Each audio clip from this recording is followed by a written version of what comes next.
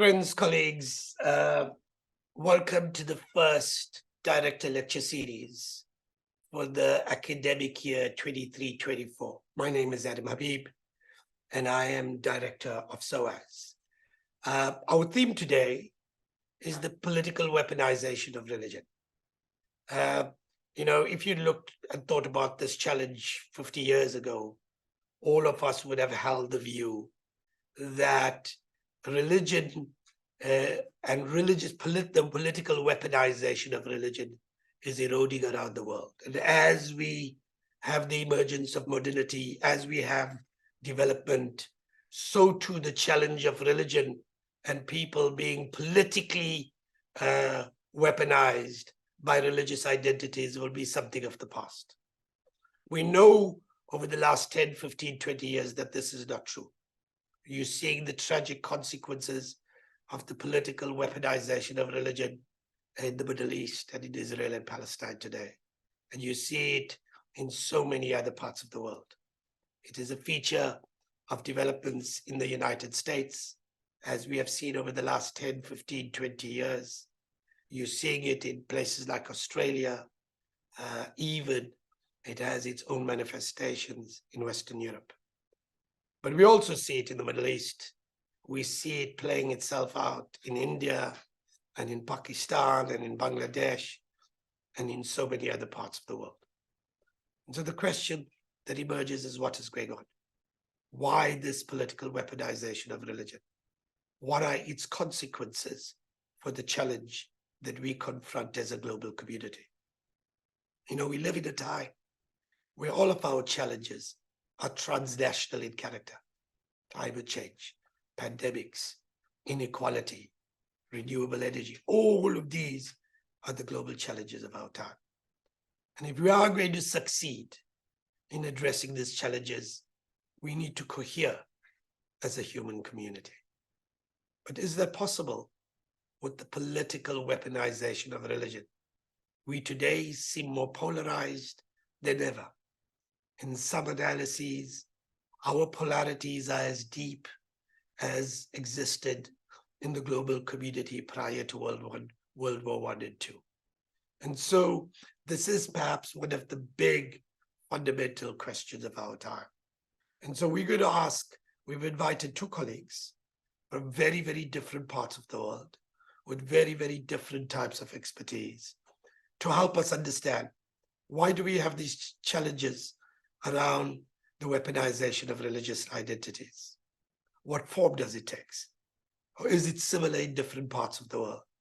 And what does it mean for the possibilities of cohering the human community to address the challenges of our time?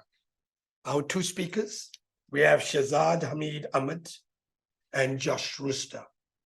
Shehzad is a Pakistani freelance journalist and award-winning documentary filmmaker. His work has ranged from filming with white militia in the US, investigating Mumbai attacks masterminded by Hafiz Saeed's Lashkar-e-Taiba and ISIS recruiters in Marawi, exposing Nepali child marriages, illegal gold mining in Brazil's Amazon forest, filming underwater to investigate the Great Barrier Reef's bleaching, and many, many other stories in Afghanistan, Indonesia, and Philippines. Shehzad's documentaries have been broadcast in Al Jazeera, TVF International, Toggle, Down News. He received the Prince of Asturias Award for International Cooperation from the King of Spain in 2014. His video, Pakistani filmmaker Shehzad Hameed Ahmad receives the Prince of Asturias Award from the King of Spain in a particular period. So Shehzad is a Fulbright scholar with masters in news and documentary from New York University. He has won 10 world medals at New York festivals, 3 global media awards in Germany, and the Green Image Award in Japan, 2 silver awards, Handel Climate Change Festival in China, and Singapore's MediaCorp News Award of the Year in 2015. You can see we've got an incredibly accomplished documentary maker in Shehzad. Our second speaker is, of course, Joss Ruiz, political sociologist and associate professor of politics at the Alfred Deakin Institute for Citizenship and Globalization at Deakin University in Melbourne. And he is an internationally recognized authority on the role of masculinities in violent extremism and terrorism and the attraction of men to Salafi, jihadist, far-right, and anti-democratic movements. His research focuses on the intersection of politics, sociology, law, and religion, and has advised state governments and the federal government in Australia. And he has spoken in a number of key international forums around the world. Dr. Ruiz is currently chief investigator on an Australian Research Council funded study on the far right, intellectuals, masculinity, and citizenship. And he's the lead chief investigator of the ARC funded project, Anti-Women Online Movements, Pathways and Patterns of Participation. He has authored books on masculinity and violent extremism, The New Demagogues, Religion, Masculinity, and the New Populism and Political Islam and Masculinity. His latest book, co-edited with colleagues, is titled Security, Religion, and the Rule of Law. So again, we've got two colleagues who are going to help us understand this incredible challenge of the weaponization of religious identities and what it means for the modern world. So I'm going to kick off with Shehzad. I'm going to call you in. The floor is yours for the next 10 or 15 minutes. Thank you. Thank you, Adam, for having me on this talk. I'll focus my comments on my three-part documentary series called In Bad Faith. We went on a journey to film the weaponization of religion across Asia, to understand the links between populist nationalism, religion, and the use of violence for political gain. And we filmed with some notorious religious-based political groups with aggressively nationalistic objectives. Number one, the Rashtriya Swayamsevak Sangh in India, the Islamic Defenders Front in Indonesia, and the Tehreek-e-Labbaik in Pakistan. And in the end, in Sri Lanka, we got to film with Buddhist extremist outfit, the Bodhu Balasena, to investigate their strategies, their motivations, and the impact they are having on their respective societies. The part one focused, of course, on the Rashtriya Swayamsevak Sangh, which is a right-wing paramilitary volunteer organization that aims to create a Hindu Rashtra, a subcontinent only for the Hindus. From supporting cow vigilante groups in Rajasthan, attacking Muslim cattle traders, to spreading Islamophobia across RSS-backed television stations. We attempted to understand how India's secular fabric, originating from the idea of ideals of Gandhi, is slowly eroding with the rise of Narendra Modi and the BJP after 2014. And we wanted to understand the ideological connections between the RSS and the BJP, which are ruling India for the last 9 years. And as we know, Narendra Modi is a lifelong RSS member who completely believes in the creation of a Hindu Rashtra. And this sort of philosophy dates back to 1938, when the chief of the Rashtriya Swayamsevak Sangh, Madhav Sadashiv Golwalkar, who was inspired by the ideals of Adolf Hitler's theory of Aryan supremacy, wrote his book, We Are Nationhood Defined, and where I quote, and he mentions, the foreign races in Hindustan must either adopt the Hindu culture or language and must lose their separate existence or merge into the Hindu race, or may stay in the country wholly subordinated to the Hindu nation, claiming nothing, not even citizens' rights. So now we have a better understanding of why India is heading towards this weaponization of Hinduism, or what normally people call it Hindutva. The impact of what's happening in India is falling on every single fabric of Indian society. Sweden's We Dem Institute now calls India the world's biggest electoral autocracy. And as most autocracies clamp down on free speech, India today is no different. It is ranked as one of the worst places to be a journalist. According to Reporters Without Borders, India has slipped to 161st position out of 180 countries in the 2023 World Freedom Press Index. Journalists who remotely question the powers that be in India are harassed.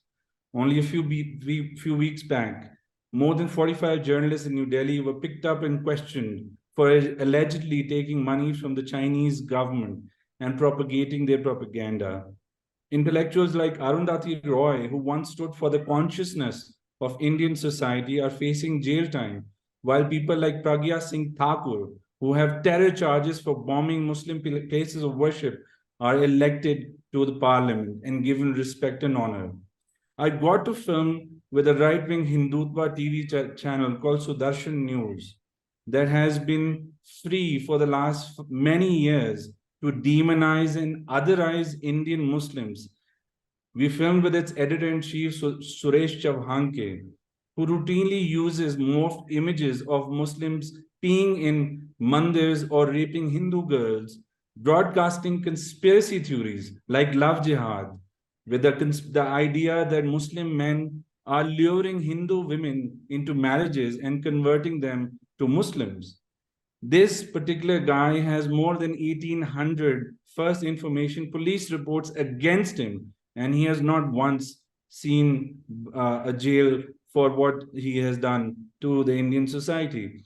So the media, and with that, social media has created such polarization in Indian society that you have lynch mobs that are roaming the streets of Uttar Pradesh today with believing that these conspiracy theories are correct. Surprisingly, even Afghanistan, where the Taliban government is known to restrict independent journalism, has a better ranking than India today. And that is what the price people are paying for voting in the weaponized version of Hindutva or Hinduism in India. Part two of our documentary series focused or was called The Battle Within Islam. And we got to film in Indonesia and Pakistan. And we understood the kind of history that the region has seen and how the CIA and Saudi Arabia funded the weaponization of Islam. We also understood that they were the kind of books that were jihadi books that were published, funded by the CIA. And they were written down in the University of Nebraska and then smuggled across to Pakistan and Afghanistan during the 80s, had a massive impact on weaponizing Islam and Afghan Pakistani society.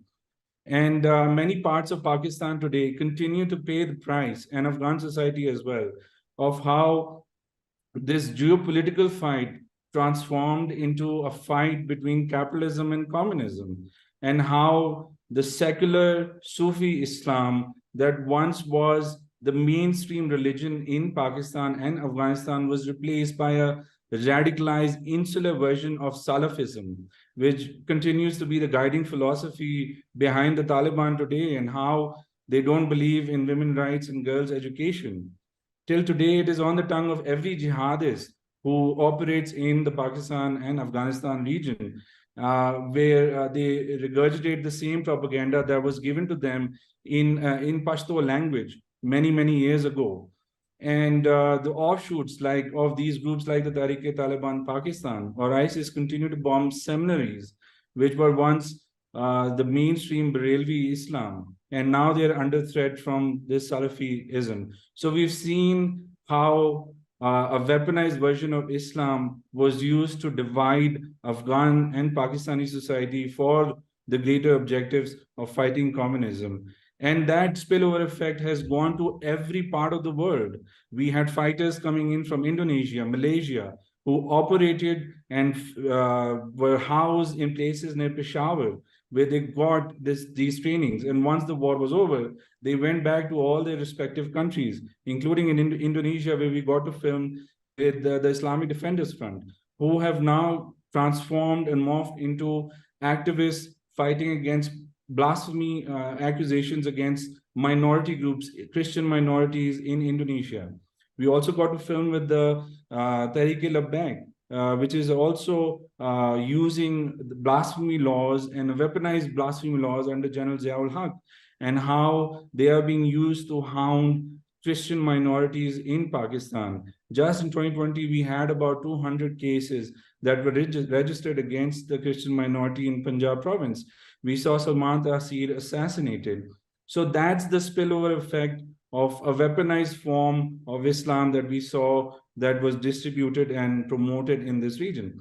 And the third part of his documentary series was filmed across Sri Lanka called Inside Militant Buddhism, where we investigated how these historical conversion of Buddhist strongholds like Afghanistan, Pakistan, and Indonesia, where this history was weaponized for political forces, by political forces, and how groups like the Bodhu Bala Sena or the Buddhist force were propped up by the Rajapakshas in the last many years of power, and they were deployed against the Tamil minorities and the Sri Lankan Muslims. And eventually, this crumbling down of society led to ISIS using these fragmented pieces of society for their own good. And we saw the Easter Sunday bombing. So we were able to track how they use social media to create disinformation against Muslim groups, morphing images. So these deep divisions continue to haunt Sri Lanka today. And as a result, the country has collapsed from within, and they are literally reeling on foreign aid. And I'll end my statement by stating that most countries around the world are staring down a dark path where religious divisions are getting worse due to the politics of hate and disinformation. Social media and the dark web has been weaponized, transforming once secular societies into lynch mobs on the street, and where coexistence has become much more difficult. I'll end my initial comments here and thank you, and back to you, Adam. Well, thanks you, Shehzad. I'm going to go immediately to Dr. Josh Ruiz. Josh, you know, Shehzad speaks about a particular part of the world. He speaks, of course, about Sri Lanka, India, and Pakistan. Your research and work around the weaponization of religion and religious extremism and how that gets politicized is in a completely different part of the world and has a sense and takes and has very, very different political dynamics. Would you take the floor on, for the next 15, 20 minutes? Yeah, thanks so much, Adam, for the invitation to be here today. Look, before I start, I just do want to acknowledge that I'm sitting here on the land of the Wurundjeri people of the Kulin Nations and pay my respect to their elders past to present, and acknowledge that sovereignty was never ceded. And that's particularly pertinent and relevant in the context of our Voice referendum this Saturday. We've actually got a major referendum going to our people as to whether or not Australia recognises Indigenous Australians in our constitution and establish a formal voice to Parliament. And so it's a really tumultuous time here, and many religious actors, particularly to the right of politics, are actually opposing that voice. So there's a lot going on in this context over here. So my aim here today is just to talk about and to take us over the contemporary theoretical debates around the political weaponisation of religion, and namely the notion that religion's been hijacked by populists, and we could add to this extremists. I'll explore how long-subordinated religious actors are teaming up with populists and demagogues to reinvigorate a project of empire building in countries including Russia, Turkey, India, but primarily the United States. And many Australian actors particularly seek to replicate what's going on in the US.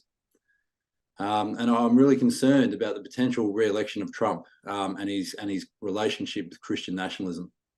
So I'd also like to use the opportunity here to be a little bit imaginative and play out some current patterns to their logical conclusion over the next decade. And in particular, the potential for Christian nationalism to lead to a reordering of US and wider Western societies, and how that might relate to the re-emergence of religion-based empires seeking to reshape the global order. So one of the more, and I should say, most of my work for the last 10 to 15 years has been focused primarily on Muslim communities in Western contexts. And it goes without saying that the political weaponisation of religion there has caused catastrophic damage to our both social cohesion, but also our harmony as a nation, And it's only now that Australia is starting to reconcile that with a far more balanced coverage, for example, of the Israel-Palestine conflict. So looking to hijacking religion, one of the more important books in the politics and religion space in recent years was titled Saving the People, How Populists Hijack Religion. And that was a collection edited by Mazuki, McDonnell and Waugh. And it explores how right-wing political parties have used religion to define the us and them that are so central to the polarisation upon which populist actors are thriving. And Olivia Waugh argues that for populists, religion takes on the role of an identity marker rather than belief. As a national identity, he argues, Christianity is thin and can be easily hijacked. Rogers Brubaker has subsequently defined the term identitarian Christendom, which adopts a secularist posture and an ostensibly liberal defence of gender equality, gay rights, freedom of speech. In other words, it's not really Christian. For Brubaker, Christianity is embraced not as a religion, but as a civilizational identity understood in antithetical opposition to Islam. Other work, including that by DeHanis and Sheraton, goes a little bit further, asserting that religion is part of popular style, with religious symbols, tropes, feeling of belonging, difference and entitlement being selectively used by populist politicians. So here the populist instrumentalisation of religion, rather than religious extremism per se, is framed as one of the major issues facing Western democracies. Christian faith and religion framed by both sides as inherently peaceful and beyond reproach. However, for myself, my grandfather was a Pentecostal minister. I grew up in that environment, and intuitively that didn't necessarily stick right with me. And so I was interested in exploring that a little bit further in some of my research. So religion plays a critical role in our society, and faith-based conceptions of morality have shaped the laws we live by and practice to this day, including in avowedly secular nations. Much of our intellectual progress, including the development of the sciences, have been driven by faith-based imperatives, as humans from religious traditions across the spectrum have sought to understand the divine and to become closer to the divine. Irrespective of the secular context, our universities, in some cases a majority of scholars, inspired by their faith, have sought to pursue scientific truth. Faith has equipped humans to transcend tribal and racial boundaries, working together through their love of God to build a future grounded in common humanity. And we've seen unfortunately, faith-based communities securitized, punished and brutalized, subjected to genocide, Holocaust and annihilation for their religious beliefs and practices. We've seen too many incidents throughout history where powerful demagogues and populists, not to mention extremists, contested this power, have cloaked themselves in faith to justify wars of conquest and atrocity. Yet we also have to look at the flip side of this and the internal contestation within religion.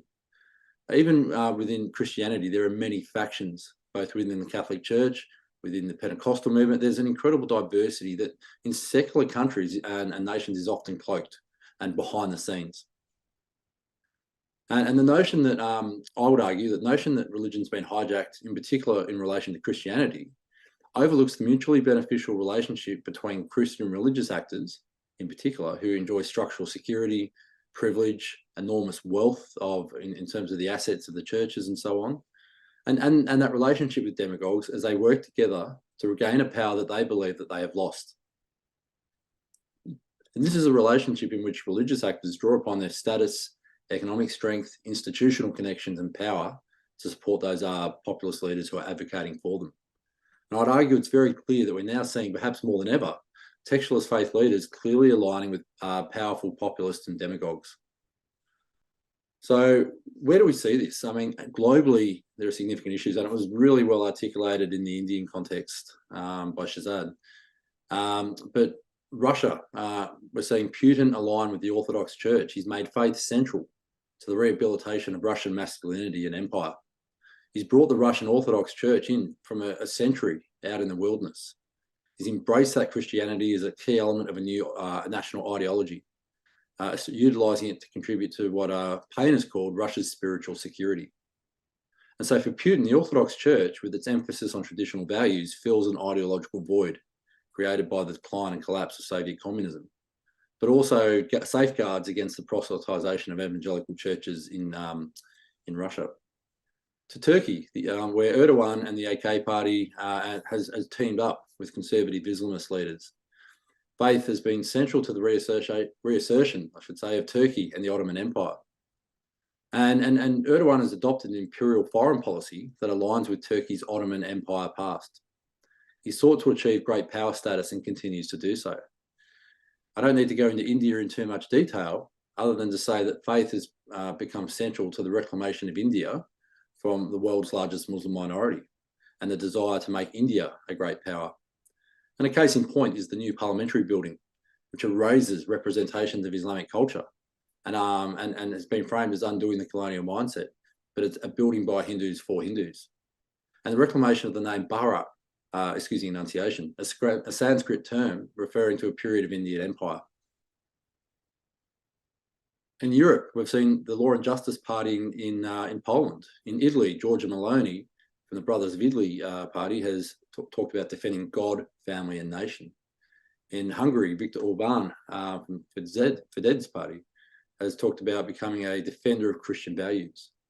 Now, it's easy to see them as cloaking themselves in religion, all aligned with Catholic conservatives who have repeatedly attempted to oust Pope Francis, even engaging with Steve Bannon in an attempt to do so. And given the significant theological and political shifts that have occurred since Pope Francis took on the role, it's no surprise that he's made powerful enemies. And I cover off that in my book, The New Demagogues. So turning to the US, where I'm particularly concerned about the current trajectory, particularly as we approach the 2024 presidential campaign. I'm worried about that relationship between white Pentecostals, but also Protestants and Catholics in the US, and their backing and their strong support for Donald Trump. And to a lesser extent, Ron DeSantis, in case Trump doesn't actually make it to the election. And Australia has just had for a number of years a Pentecostal Prime Minister who's also been pushing an agenda, but also weaponized religion and faith in many respects. 75% of white evangelicals voted for Trump in 2020, down from 81%. But this compares to 57% for Trump and 42% of Biden amongst white Catholics in that last election. But a July 2023 New York Times poll explored Republican voter attitudes to Biden and Trump based on demographic features. It found that 78% of Catholics and Protestants, and 77% of Catholics, I should say, held favourable views of Trump. 81% of white evangelicals held a very favourable view. Other factors included no college income, no college and low income. But importantly, 94% of white evangelicals held unfavourable views of Joe Biden. So in this context, where this voter base has played a critical role in the election, and dare I say, possible re-election of Donald Trump, he's managed to secure religious right significant wins by changing the composition of the Supreme Court, by securing the repeal of Roe and Wade, and basically that outlaw that made abortion legal. Tactics have included becoming highly active in political parties. We're talking here about Pentecostals, and seeking to control court appointments. He's offered them a reach and influence far disproportionate to their percentage in the wider community. We're only talking about 10% of Americans. And these often intersect with far-right political discourse. In their work examining Christian nationalism, Gorski and Perry outline the deep story of Christian nationalism that sits central to the white evangelical Christian narrative. And that's important here because they state that in this narrative, America was founded as a Christian nation by white men who were traditional Christians, based on the nation's founding documents and Christian principles. The United States is blessed by God, which is why it was successful and has a special role to play in God's plan for humanity. The heroes in this myth, according to Gorski and Perry, are white conservative Christians, usually native-born men, and the villains are racial, religious, and cultural outsiders. And underpinning this, they argue, is an understanding of freedom from government, order, with Christian men at the top, and the necessity of violence to defend freedom and restore order. And they argue that religious nationalism merges with white nationalism. And this ties in with my scholarship on the ideological convergences between extremist groups across the religious and political spectrum. They're anti-women, anti-LGBTQIA+, anti-Semitic, anti-science, anti-government. And increasingly, as we're seeing, there's a strong anti-Muslim dimension, particularly in the US again. It's also clear in the United States that religion has not been hijacked by populists, even if it has certainly been drawn upon. Trump has proven incredibly adept at exploiting religion, for sure, and his election has given considerable momentum worldwide to far-right supremacists, alt-right groups, but more broadly, anti-government extremism and conspiracy theorists. And that's been felt very strongly here in Australia. So as I approach the back end of the talk, I do want to talk about what this means at a global level. This perceived hierarchy has the capacity to reshape not only the United States, but the global order.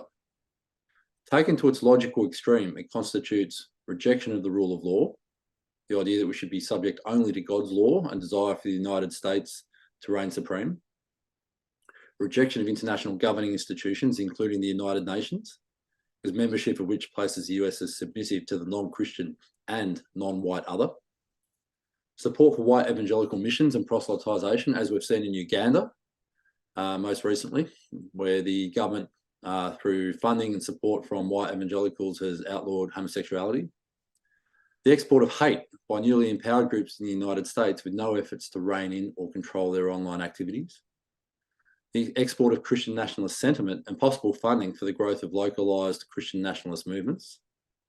A permissiveness towards violence, defending the faith, and an increase in Christian-inspired terrorism globally, and that intersection between Christian and white terrorism. So here in Australia, we've experienced our first case of pre-millennial inspired terrorism at a place called Weaponization. And I'm actually on the coronial investigation for that, so I can't talk too much in detail about what's occurred, other than to say that religion and Christianity played a really critical role as a mobilising force. The far-right terror attack by Brenton Tarrant, the Christchurch terrorist, again, was inspired in many respects by this talk and this weaponisation of faith and religion that I think we're going to see more of. But there's also been, critically, a refusal of the media and politicians to engage with both the Christianity, but also the whiteness of these terrorists and these attacks. And really what we're going to see, as I would argue, is that more people look and sound like me who are caught up in this. So as I'm very, very close to finishing, I'm aware of that. So the approach is likely to be tempered only by the potential for the net personal enrichment of Trump and his family, meaning there's no contradiction in Trump engaging Saudi Arabian princes or visiting India. But in the context of other similarly religiously inspired efforts to rebuild long-lost empires, political and religious extremism might become the norm and a key feature of international relations. And to be provocative, to bring back a long-lost trope, Huntington's Clash of Civilizations thesis, which has, again, long been discounted, put it in the context of Christian nationalism, make a comeback. So in this space, white men are very likely, I would argue, the new face of religiously motivated extremism. And I think it's something we need to unpack and explore further. So I'll leave it at that, but thank you very much for your attention. Thank you very much, Dr. Roos. So I'm not going to try and summarize what were really impressive descriptions of the challenge. I'm going to try and pose a few questions to you, Shehzad, to start the conversation, and then I want to pick up some of what Josh spoke about. The thing that struck me about your presentation of the challenge in India, the challenge in Pakistan and Afghanistan, and the challenge in Sri Lanka, was that you saw the dynamics as fundamentally different. So in India, you speak about the RSS, you speak about a domestic politics, which is verging on what you see as a kind of fascist politics that goes back decades to the late 20s and late 30s. And you speak about the assertion of that politics to the contemporary period. When you speak about Afghanistan and Pakistan, you speak about an external intervention, the CIA, and how there's an intervention to take a religious identity of Sufism, which is based on a sense of empathy and not particularly militaristic and conflictual. And they politicize it in a way. And then when you go to Sri Lanka, you go back to domestic and not to external. So what intrigues me is it true that the roots of the political weaponization of religion in Pakistan doesn't lie in the very nature of the partition itself, in the formulation of the society they created? And is it all the big bad CIA, or are they domestic features? And in India, is it all about the bad RSS? Is there any failures by Congress itself, its own incompetence, its failure at development, its failures, the significant amount of corruption that plagued Indian society, that alienated large part? So I want to force you to think through in more substantive ways in both the Indian-Pakistani thing, and I was hoping to get your thoughts on that. Right. I will distill it to this one concept. It's a battle of power. Whether it's religion, whether it's gender, whether you talk about any point that we're talking about throughout this talk, if you look at Afghanistan, in the end, it was about Pashtun supremacy. If you look at what's going on between various religious sects in Pakistan, it was about Sunni supremacy. If you look at Sri Lanka today, it was always about Sinhalese supremacy over the Tamils. And if you look at India, which is a much more complex space, but it does boil down to Hindu supremacy. So that is what I saw, the commonality in all these things, that when we were filming, I saw that, and then you always will get a stronger group and a weaker group. Now, I read somewhere that why is there no counter to Salafist supremacy in Pakistan, or why there is no Congress counter of secularism? I personally feel that when we were filming, when I was in Afghanistan and we were filming with the Taliban, these people are riding the finest cars. They are armed with the finest weaponry in the world. So it also boils down to the kind of funding that you are facing or you have. If you look at the 80s and the 90s in Pakistan, you saw the propping up of madrasas like the Jamia Haqqaniya, where I went in. And when you go to their dining area, you realize the kind of funding that's pouring in from Saudi Arabia, from various parts of the world to these people. And when you look and go to a shrine, a Sufi shrine that celebrates poetry, that celebrates culture, they are dependent on the arms of the poor people of Pakistan who come and drop their 10 rupees and 20 rupees. So that is the battle that's going on. It is a battle of supremacy. It is a battle of who is being funded, who is being funded, and how. So I feel that is the core reason why, when we were filming, these were the differences that we found. When it comes to the Congress, and when it comes to parties that are trying to sell unity and they're trying to sell cohesion and coexistence, I have found that it is much harder to sell that concept to a large mass of people. Dividing people has become easier because of the tools that you have today. You have the biggest dark elephant in the room is social media today. I am currently researching for my next documentary series, which is called Fact or Fiction. And if you just go on Twitter right now, you will realize, if you look at the Israel-Palestine conflict, and if you go to the Facebook account of an Israeli, you will find the feed is completely different. And if you go to a Palestinian's Facebook page, the feed is completely different. So what I call this is the weaponization through algorithms, is what our society is facing right now that we refuse to address. And so we are in a much, much darker phase of our existence. We are not looking at the Roman Empire versus the Indus Valley civilization, where there was no disinformation, when people were at least honest with what their belief systems were. So I think we are in a much, much difficult position. and it is a battle of supremacy in the end. I'd like to close my answer with that.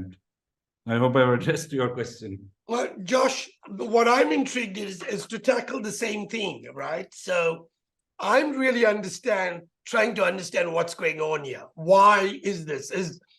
So I accept that the Saudis may very well be putting money in Pakistan, and that generated and gave a particular political movement that may have, religious movement that may have been marginal, some wings. But if you read scholars like Karen Armstrong, they speak about moments where different religious traditions live in peace with each other for centuries.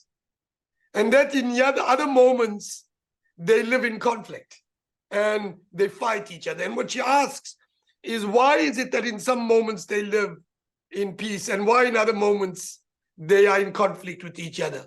And she answers the question in the belief that fundamentalism arises when people feel under threat, when people feel under pressure. And so the question I want to pose with you about the United States, or about many of these cases that you look at, why is it that in a place like the United States, the Pentecostals, the churches and the white right movements congregate in the way they do? Is it got to do with two provocations that I want to put to you? One is the growth of inequality in our world. So it is not striking that this all happens in a historical moment where the global economy creates extreme disparities of wealth and poverty in that context. And does that create a sense of an environment where this is enabled? The second is what you touched on, I thought, around secularism. And that is that people of religious faith, whatever that faith is, felt humiliated by the way modern society, in its belief in secularism, related to them. That anything that was faith-based was seen as anachronistic to modern existence, as something primitive, and that secularism required you to be agnostic. And that sense of threat, that sense of marginalization created its own backlash. Do you see either of those phenomenon playing a role in the rise of this Christian right that you've identified so eloquently in your remarks? Yeah, thanks. Two excellent points. I think they go hand in hand. I think in my own work, I go back in time. I ask the readers and so on to take a step back with me, and I look at that contestation between the welfare state and free market economics, and many of the original scholars who were behind the welfare state and the original thinkers. We're talking Keynes, Beveridge, were based in London and were Christian socialists. And I'm talking in the Western context here, obviously. And those ideas that underpinned that idea of a safety net for working people, the role of big government. And with big government went big church, went big religion. And that, in many respects, is what occurred in the US as well. But then we saw the emergence of the Mont Pelerin Society, free market economics added to Chicago School. That became ascendant. And with free market economics, there's no room, there's no space for faith. There's no space for anything that interferes with the operation of the free market. And so to that extent, it goes hand in hand with almost a militant secularism, where everything is pushed to the side. There's no space. So we've seen church attendance drop, particularly in the UK, in Australia, in the US, in Canada, drop from roughly 40 to 50% of the population down to about 10 to 12% of the population over the last 40 to 50 years since free market economics, or neoliberalism, as it's commonly referred to, has become the norm and become ascendant. And similarly, we've seen trade union membership drop from around the 45 to 50% mark down to around 10 to 15% in most economies. So we've seen traditional institutions that have bound people together, that have provided them a sense of solidarity and belonging, effectively shift. And with that, so I think there's a move to blame secularism, but it really, in particular by these religious actors who feel under threat. But it's also the church. It's also the economy. It's also the way that the economy has undermined people's participation in their institutions. And so they feel themselves not to be on an upward social trajectory where they're able to build a movement, work together and so on. They feel lost. They feel like they're not only stagnant and their numbers have placated, but that they're going downhill. Here in Australia, for the very first time in our last census, non-religion became the largest, or non-Christianity, I should say, became the largest norm. So Christianity is now dropped to less than 50% of the Australian population.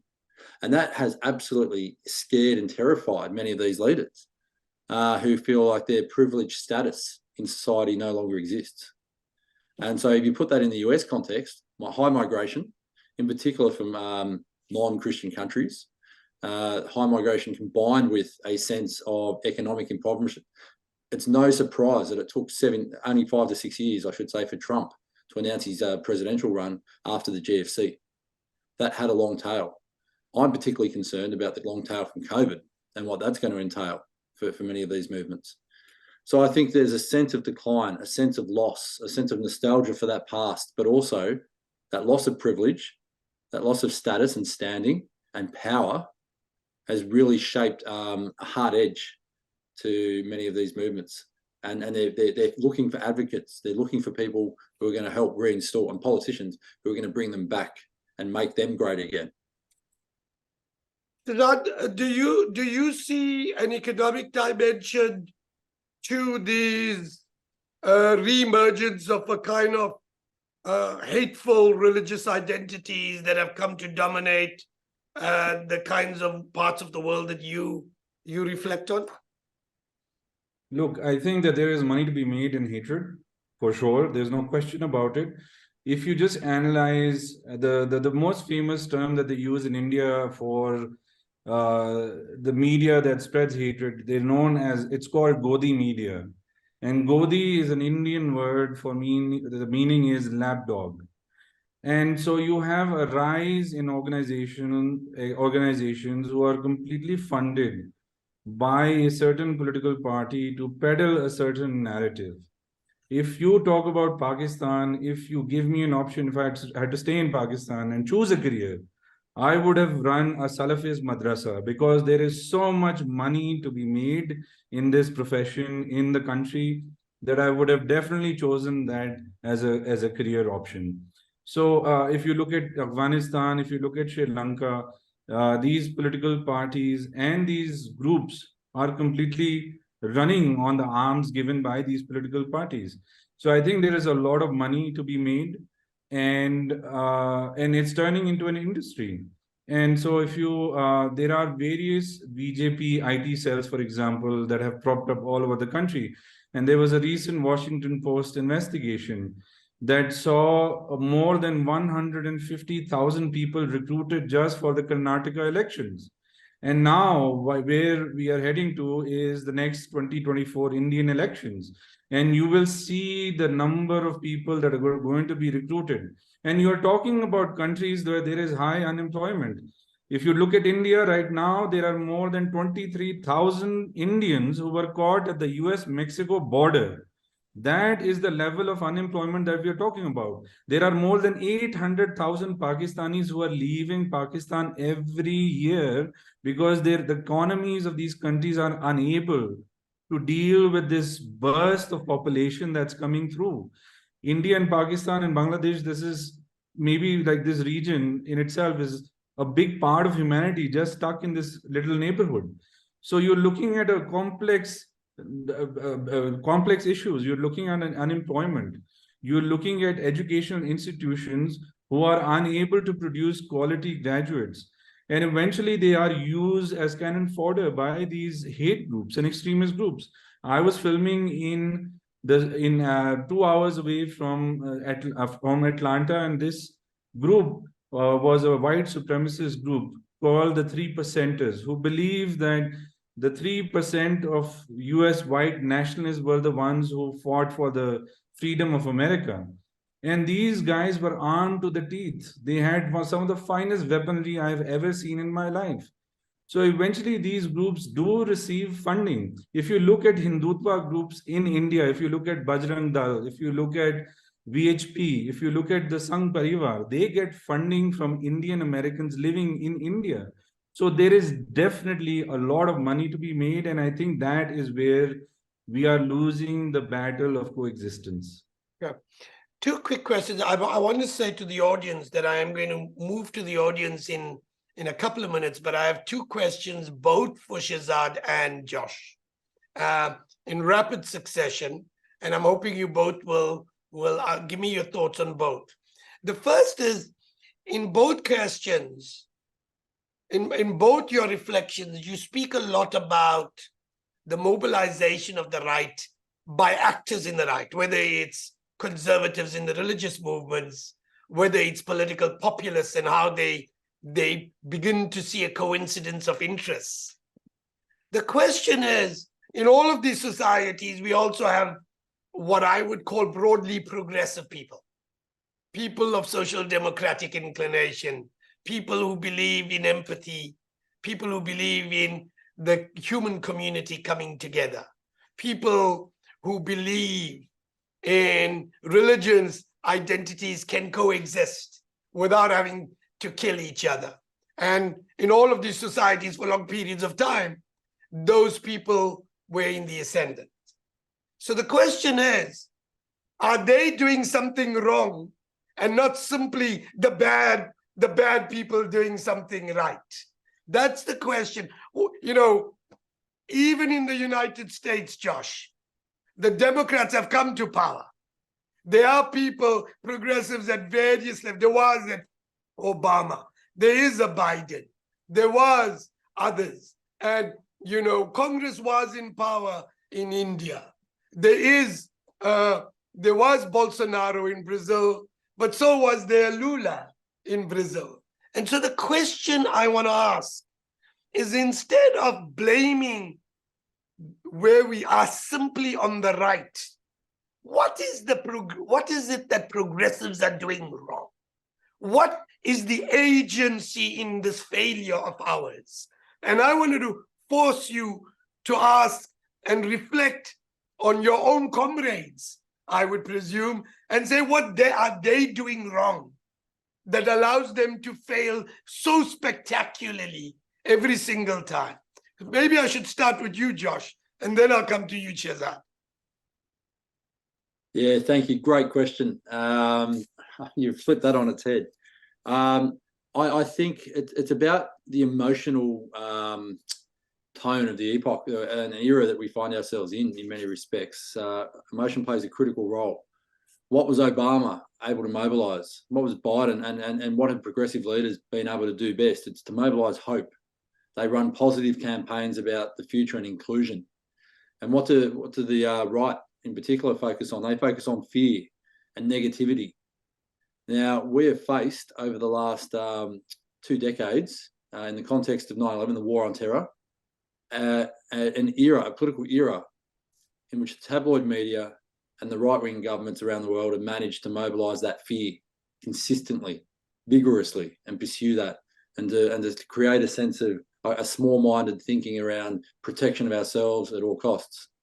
And I think in that sense, what that fear has been able to do is to overcome any chance of hope. But that goes hand in hand with downward social trajectories. The cost of a house in any major Western city nowadays has probably more than trebled. Housing is increasingly unaffordable. We have a cost of living crisis. Interest rates have gone through the roof. People are so focused on themselves that attempting to put something big and progressive on the agenda, like the Voice to Parliament referendum we're facing here in Australia, which had widespread support in the early polling, will probably not get up, because it's the worst possible time to try to bring something that it requires hope and inspiration and big picture thinking. we're just coming out of a pandemic. We've had 14 straight interest rises coinciding with the vote. So I think hope versus fear. But I also think the role of social media has been critical and potentially overlooked. Social media is a mobilising force. And I would say in many respects, those who feel themselves alienated, fearful and angry, far more effective actors online in spreading and creating that fear and that sense of conspiracy and that deep existential angst than progressives are at spreading hope online. Shehzad? I think as a member of the left, we are to blame for a number of things that we are not doing right. And what the right wing is doing is, the right wing is very organized. The right wing is well funded. The right wing is motivated in what they believe in. And even though if you look at all these countries that we've talked about, the right wing is the minority. Yet they are noisy, yet they are more vocal.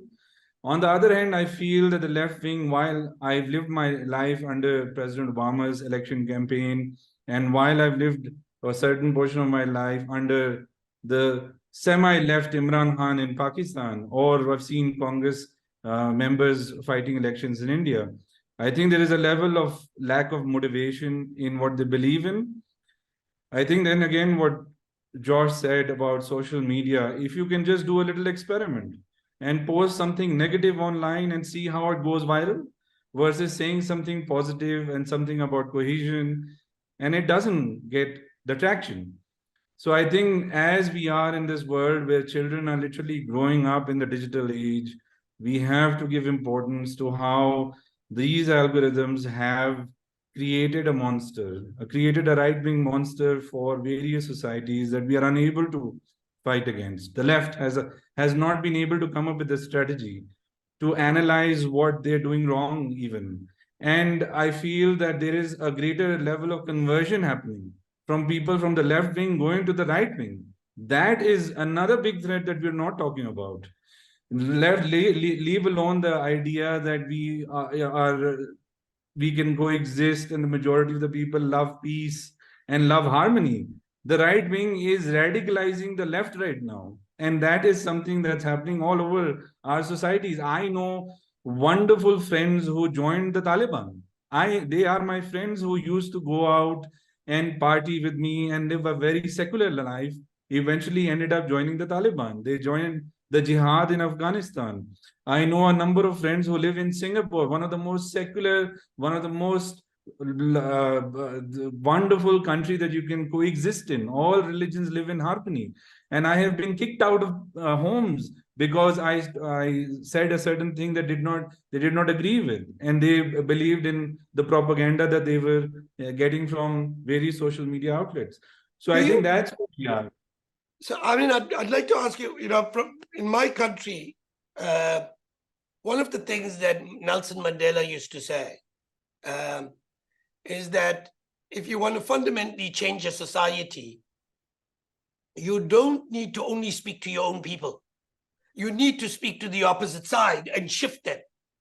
Now, you can't shift all of them, but you may be able to shift some of them. And that, in many ways, was the real wisdom of Nelson Mandela. And the question I must ask is whether progressives have forgotten that. They've become so used to their own echo chamber and having to agree with people whose values they share, that they've forgotten to respect others and try to shift others to another worldview or to at least a coexistence. And I wonder whether we should ask progressives whether we're doing enough of that. What would you think, Shehzad? And I'll come to you in a minute, Josh. I completely agree with you because there's a definite demonization of the right wing. And I feel it started with the whole Donald Trump phenomena in the United States and how the right wing were dumb people who did not understand the complexities of the world. And so I think that that is definitely correct. If you look at any part of the world, the right wing has always been demonized and the left has not reached out to them. That has definitely not happened in the Islamic world, as I say. The secular Muslims who are living in South Africa, in Pakistan, have never made an attempt to go to these madrasas and address and share what they think is right and bring them towards what they feel should be how coexistence should go ahead. So I think that there is definitely an agreement there. Having said that, you are also dealing with a right wing that's violent. And you are dealing with two different groups of people, one that does not believe in violence versus a group that does. So how the question arises is, how do you address a group of violent believers or people who use violence to propagate their cause? So it's definitely a challenge. Josh, any thoughts on that? I agree entirely. I think I consider myself progressive for the most part, and I think that really what we see from the political left, particularly activists, is a condemnation, a blanket condemnation, and an inability to even attempt to engage. And what that then creates is almost a full circle, where you've got two hard edges butting up against each other, with most people somewhere in the middle. I think most people can be reached, but I think that, as you were saying, Shehzad, that hard right, the violent right, I think that requires something different. But I think it requires, and this goes to one of the questions in the chat around producing counter-propagandization. Well, for me, it's about counter-narratives.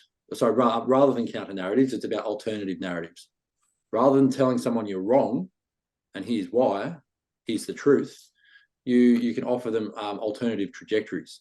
You equip them, you give them agency to explore new paths, and that's a real process, and takes a lot of skill and a lot of effort.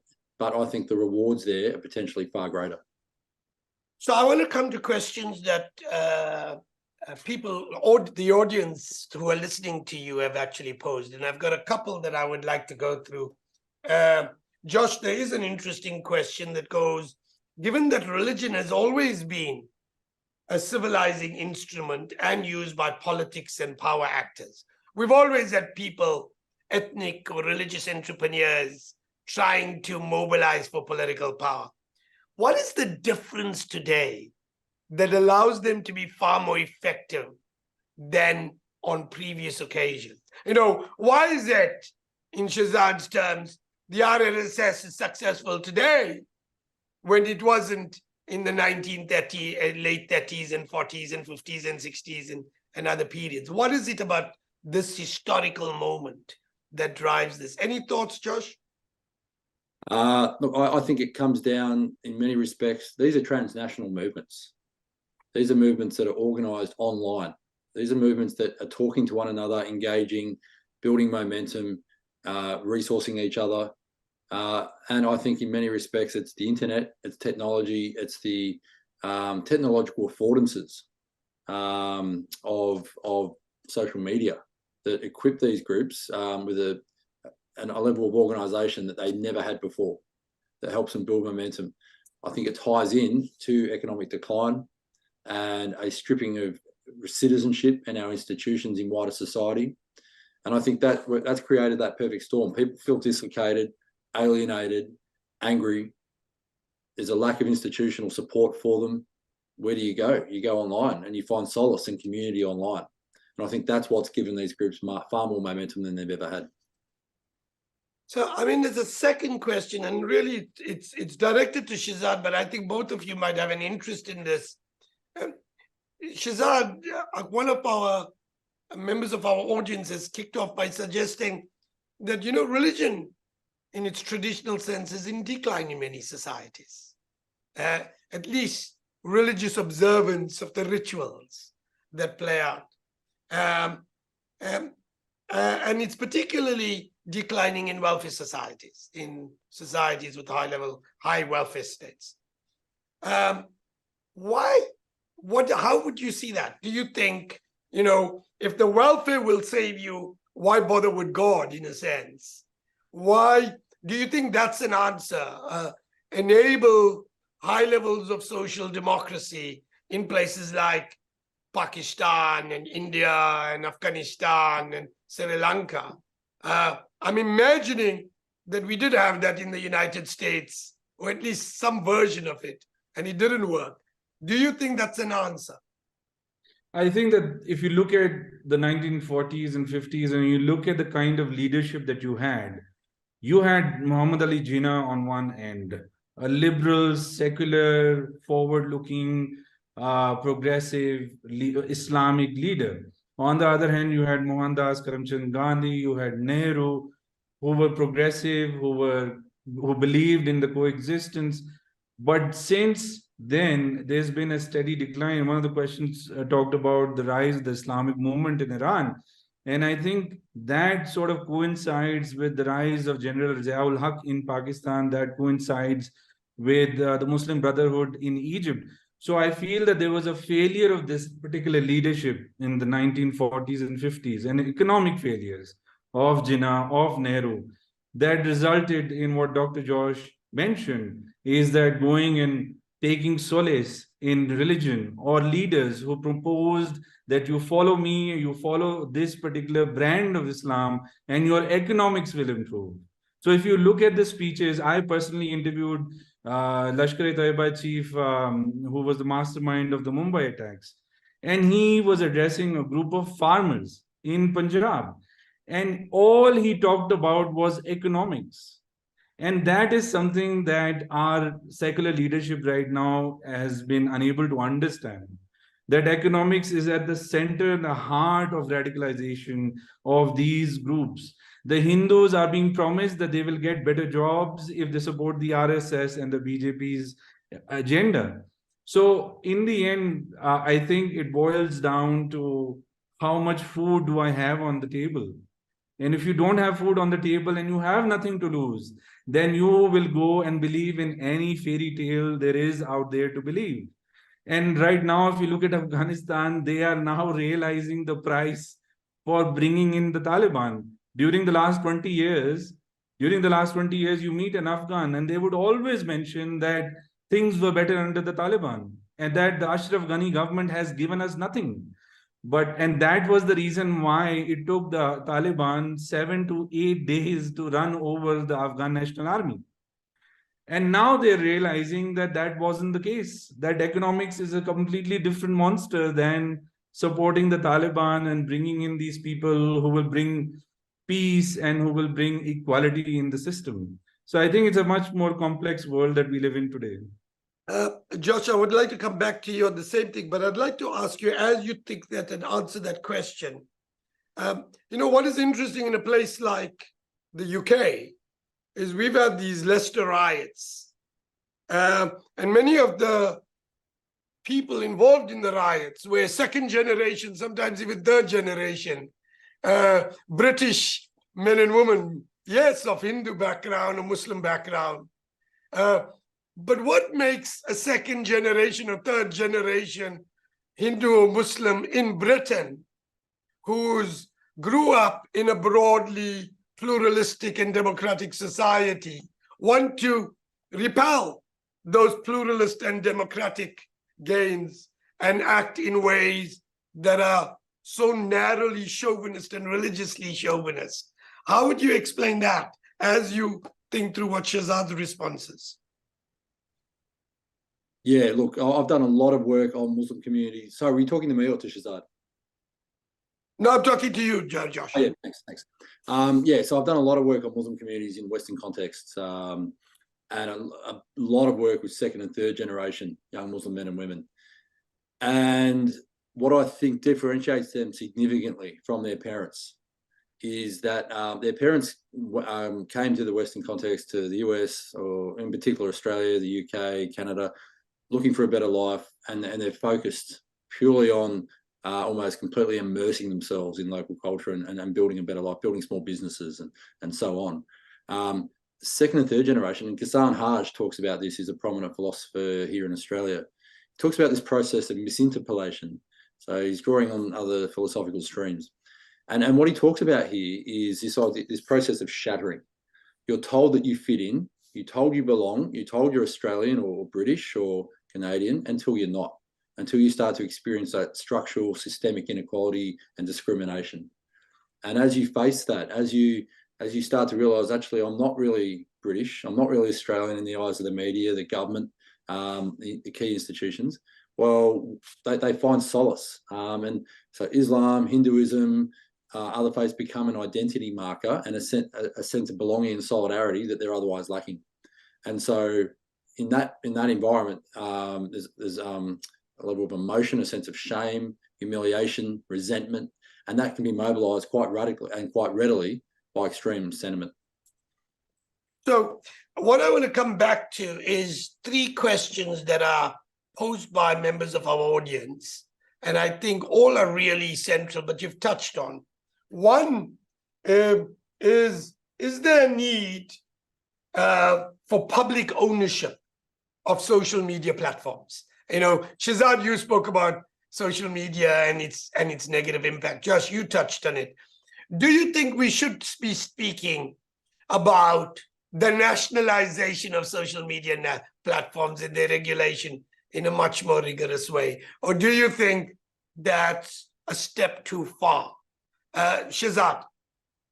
Obviously, there is a question between free speech and my right to say whatever I want to say versus regulation.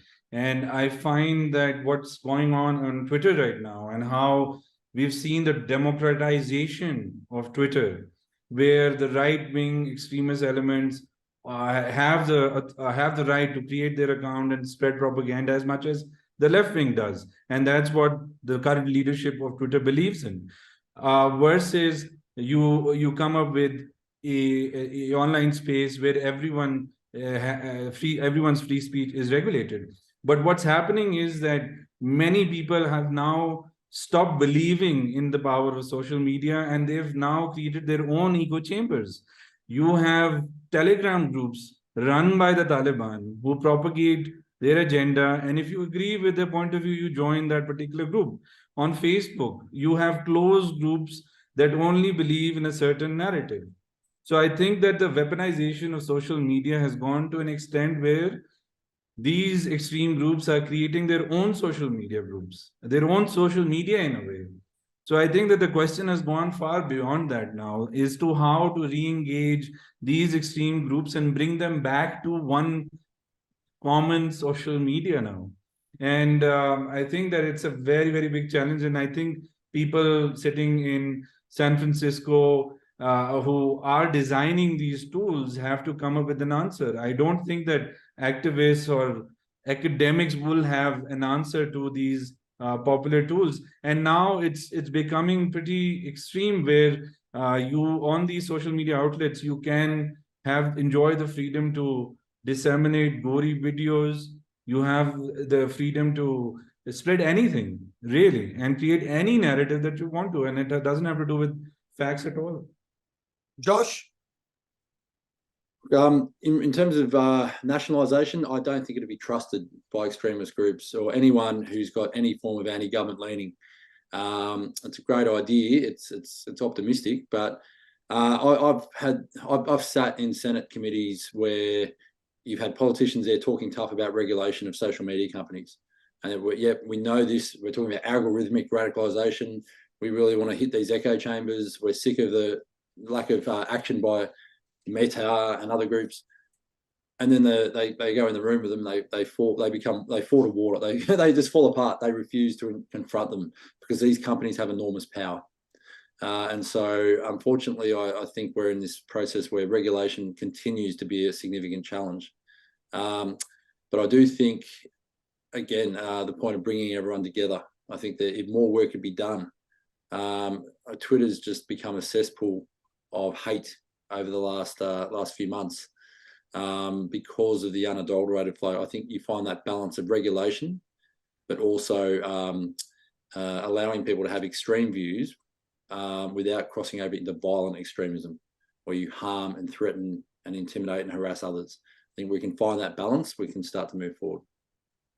I mean, that raises an interesting question because it dovetails neatly with the question that has been posed by one of our viewers. And what they have suggested is asked a much more proactive question rather than on social media. What they're saying is, how would you create spaces for engagement in polarized societies?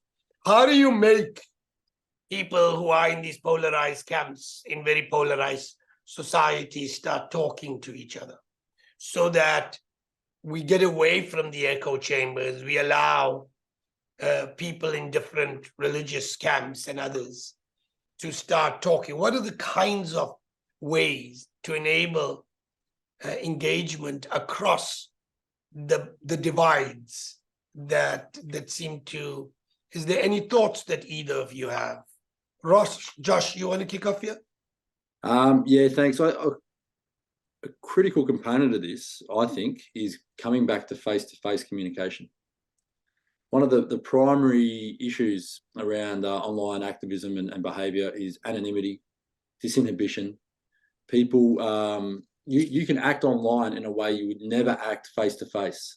You can yell, abuse, harass, threaten people. You wouldn't do that in the street, you'd be arrested. Face-to-face interaction requires a level of civility, but also requires a level of humanisation. You're not just speaking to an avatar, a fake profile, you're speaking to a person. And I think a big part of where we need to move forward is because I think the social media technology has gone so far above and beyond the human brain and what we're actually capable of dealing with as collectively as a society. I think we need to bring it back to community and to face-to-face engagement. And I think you take that, and that's probably your first step. Shehzad?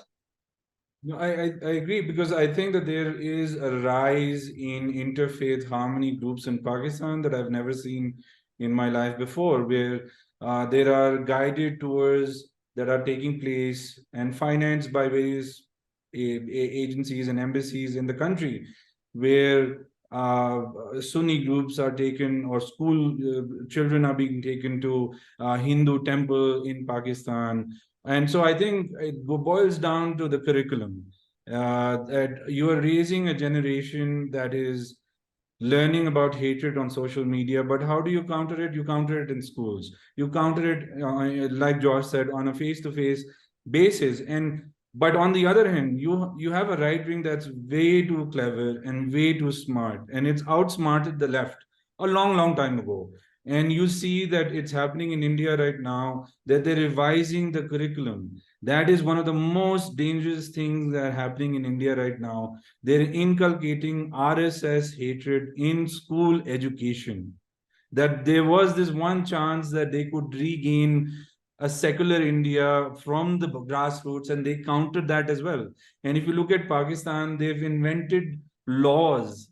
Even in India, they've invented the love jihad law, for example, in Uttar Pradesh, that if you are a Muslim and you want to marry a Hindu, you can't. You will be jailed because you broke the law. In Pakistan, for example, if you try to enter an Ahmadi mosque, for instance, you can be there can be a blasphemy case filed against you because you're a Sunni Muslim. You can't enter a mosque. You can't call it a mosque. So the society. I mean, by the way, what that sounds like is apartheid South Africa.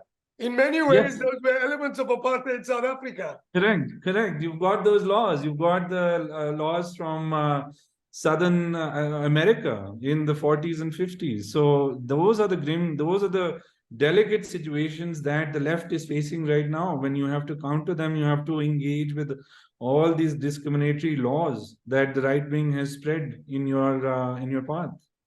One more important question, because at one level, if I listen to both of you, I'm utterly depressed because it seems like the world is ending and we all for a hiding to nothing. Oh, is there a future? And what is the possibilities of a more humane world, a better world? Are we saying that that world is gone forever? Or are we saying that we need to do certain things towards that world? And I'd like to get both your thoughts in that. I presume you do not want all of our viewers to go home utterly depressed. Let's start with you, Josh, again. Look, I think I give the caveat to a lot of my talks and engagement with the wider public to say, look, I focus on the dark and the dirty, and I don't want you to go away feeling terrible about this, because I am looking at a small percentage of actors here. I think there's cause for considerable optimism and hope. We had a global pandemic. we had millions of deaths, but in that context, we've also had enormous scientific progress. We've managed to emerge out of that. We're rebuilding our economy. We're rebuilding our societies. People are starting to talk to each other again face to face and engage. And I think there's enormous power in that. And I think there's enormous power in learning from the mistakes of the past and moving forward. I think social media, as I've said, we've had to catch up to where we're actually starting to get our head around what that means. And I think in many respects, people are starting to look and create their own communities that counter a lot of the hate. I think people are fed up with hate. I think people are fed up with polarization. So I'm actually optimistic about where we go as not just as individual societies, but globally. And I think the issue of having to address catastrophic existential threat of climate change, I actually think in that context, societies must talk together, must cooperate, and we've seen that, albeit fragmented. We're starting to see it more and more. So I'm positive and optimistic, as much as I focus on the ugly and the horrible. Shehzad? I think nature is the most powerful tool on this planet, and I think it's decided to bring us together. If you come to South America and Bogota, where I am right now, and you see the lines of people who have no food and who have no jobs, and they're all marching towards the United States right now through the Darien Gap. And there is no nationality, no religion. They don't believe in any of the differences. All they believe in is reaching to the United States in one piece for better economic prospects, for a better future. So I think that climate change, as Josh said, is going to bring us together in the end, because we are facing a very bleak, we are facing a time where 8 to 9 billion people will not know where their food supplies are going to come through. So I think in the end, I think Mother Nature is going to decide and is going to bring us together. As you see the people in the Darien Gap, they're all together. They're Afghans, they're Chinese, they're Ecuadorians, they're Colombians. They're all together in this battle against inequality, injustice. So I think there is hope. There is a hope for the future, and I am positive that eventually climate change is going to decide how we are going to deal with this hatred that's prevalent all over this wonderful world of ours. It's an interesting question, but I have to push back in one sense, both to you, Shehzad and Josh. Both of you raise climate change. And at one level, I entirely agree. At another, I worry that the North and the South have not cut a deal. There is these debates that it always fractures on the socialist not the socialist, but the socially just transition. And how do you make and align what is the needs to address climate change and speak to the immediate needs of poor people in the middle of the Congo Basin? You can tell the person in the Congo Basin, don't cut the trees because the planet needs it. But if he or she's got to cut the tree so that they can heat, they can have fire because there's no energy, and feed their children, they're not going to worry about what's 50 years or 100 years from now. They have to feed their children. How do we get that alignment together? Have either of you got a thought? Josh? Yeah, look, I'm being located in Australia, and obviously with the Pacific Ocean at our doorstep, those countries that are most impacted, facing that existential threat to their very future, like the fact that they could well, just due to rises in ocean levels, be wiped off the map, is really cause for incredible concern in this part of the world. And the Australian government, I think we're seeing this interesting sort of shift. Our right-wing conservative ministers were caught laughing at this on camera only 5 to 10 years ago. I don't remember exactly when, and it was quite embarrassing, incredibly embarrassing and humiliating to know that they were laughing about this. But what's happened in more recent times, particularly with the change of government, is that we're not only understanding and seeking to ensure that these countries feel safe, feel secure, whatever it takes to keep them afloat, whatever we need to do as a country to work with them. And a big part of that is the great power challenges in our region.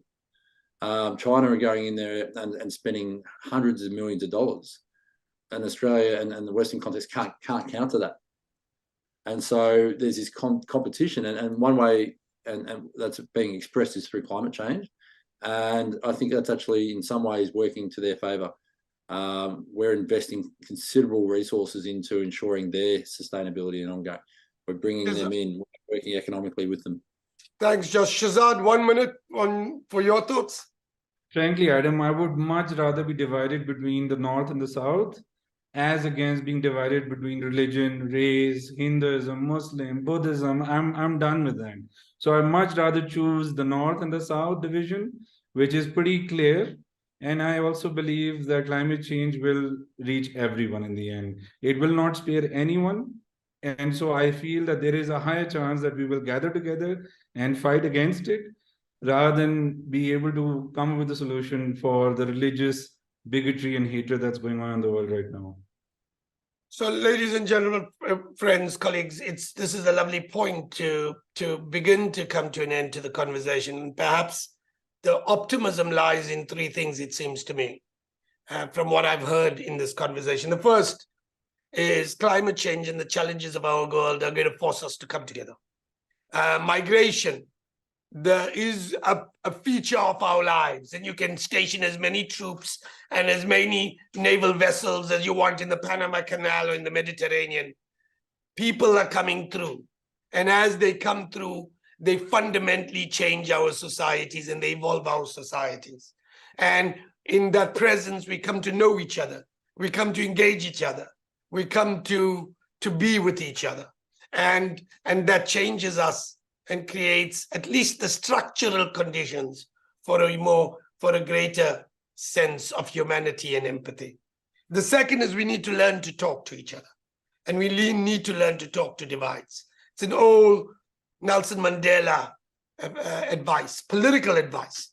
You can speak to your comrades as much as you want, but the day you begin to transform society is when you learn to speak to the people who are not your comrades, to learn to win them over, to craft with them a common political project, a common human project.